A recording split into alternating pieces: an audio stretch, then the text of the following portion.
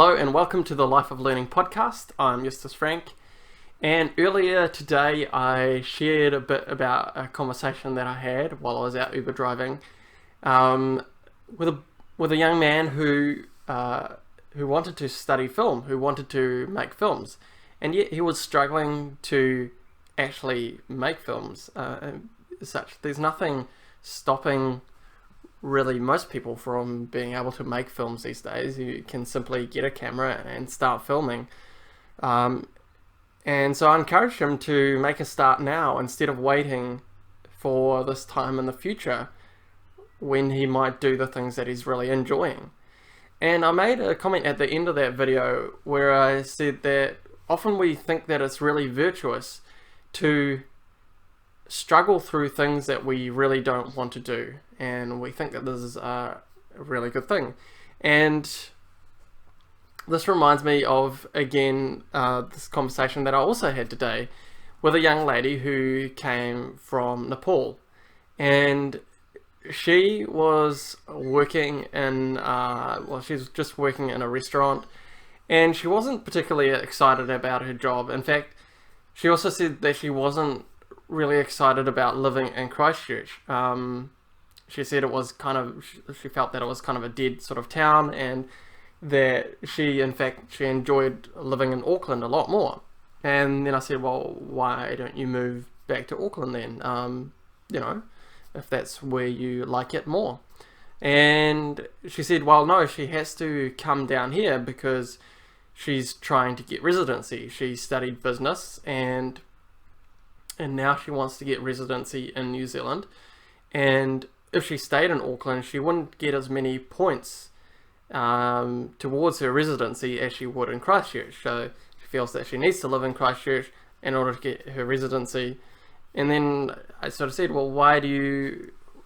Okay, well, again, so you don't like the job that you're doing, and you don't like the city that you're living in,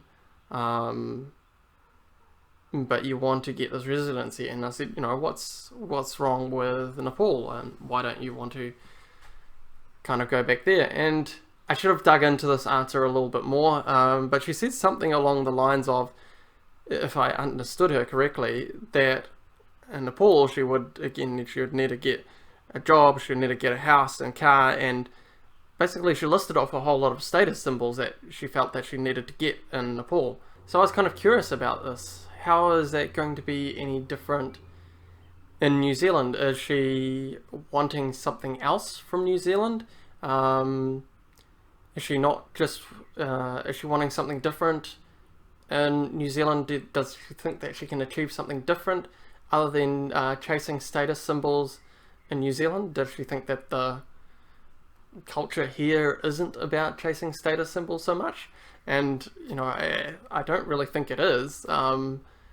And I would have thought actually that New Zealand is more about chasing status symbols than Nepal is. So I was maybe a little bit confused about this point. And I asked her, what do you actually really want in life?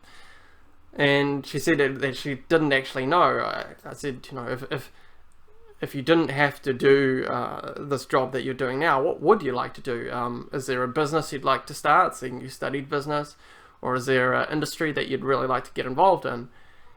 And she didn't really know that either. And but for her, the main thing at the moment was getting this residency. And I have to say, I struggled to understand why this was such an important thing for her. And she basically said that there's a value in really struggling to get the things that, sometimes we really need to struggle to get the things that we want in life. And yeah, I agree that we do need to struggle as we get the things that we want in life. But I also kind of made the comment, and feel free to push back against this, but I think in a sense our struggle should be enjoyable. Because if our struggle is just pushing us more towards some undefined goal, then isn't it kind of pointless? If there's nothing that we're enjoying about the journey, then how are we ever going to be able to enjoy the destination? we need to be, I think, really clear about what it is or why we are wanting certain things. For instance, exactly, while I asked a whole variety of questions to try and understand why this girl was wanting to have New Zealand residency, why it was so important to her to live in New Zealand as opposed to somewhere else, just became, I guess, a goal with no real reason behind it, as to why she wanted to live in New Zealand.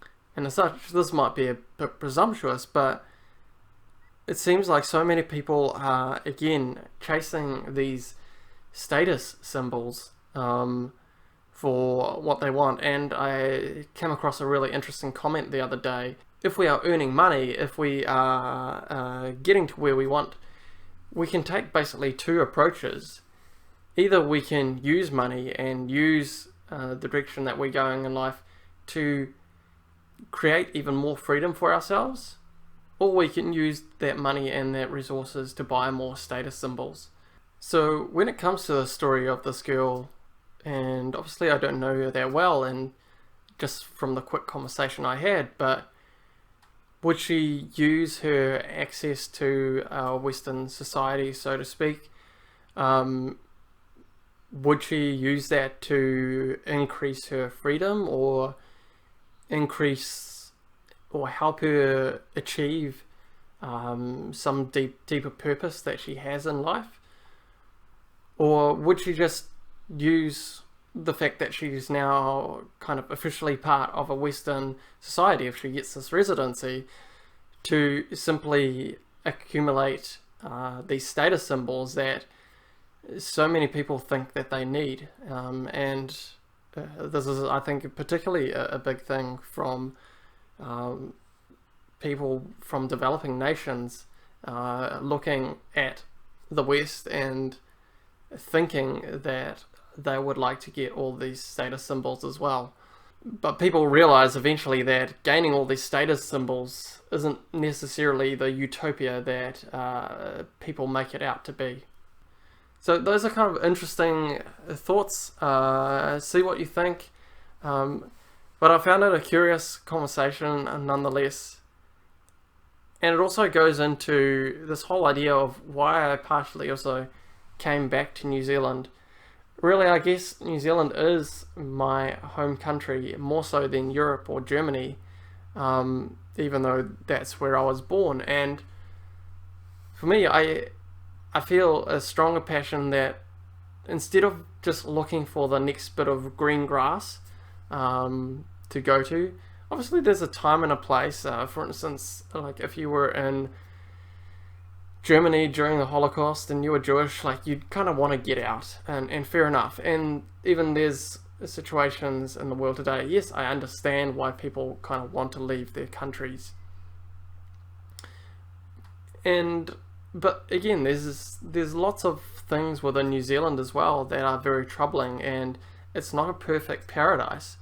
And we can keep on looking for this next bit of green grass, but what are we doing within our own lives, where we are right now, to create more freedom for our lives and to live the life that we really want? What is it that we really want in life, and can we be getting that where we are right now, instead of constantly going off to maybe a different country, different place, just trying to find that next green paddock which is somehow going to fulfill us? And I think it's and my ideas around this have certainly changed, and I feel more and more inclined to not simply just look for the next green paddock, but what can I do, so to speak, within my own paddock, and how can I actually make the grass greener there? So yeah, I find this kind of fascinating, and again, I might change my mind on some of these things as time goes by, but I did find this conversation fascinating, and the thoughts that it kind of led to, and again, her thinking, this girl's thinking around all of this. So hopefully you found that kind of interesting as well, and maybe it caused you to think about what you're doing and why you're doing it, and whether or not you're just trying to find the next green paddock, or whether you are content staying where you are. And this whole notion of, is it virtuous to be struggling, even if you really hate what you're doing? Like, is it virtuous to be struggling to do things that you really don't want to do? And I would say no. Like, it's actually more virtuous to be struggling but doing those things that you do really want to do, and those things that you enjoy doing, even if it's hard. Exactly. I enjoy doing a lot of things, but they are hard and they're often a struggle, but that doesn't mean that there's no enjoyment within them. And I think we can easily get those things mixed up as human beings. So thanks so much for taking an interest in this podcast, and we'll see you again soon. All right, thanks. Bye.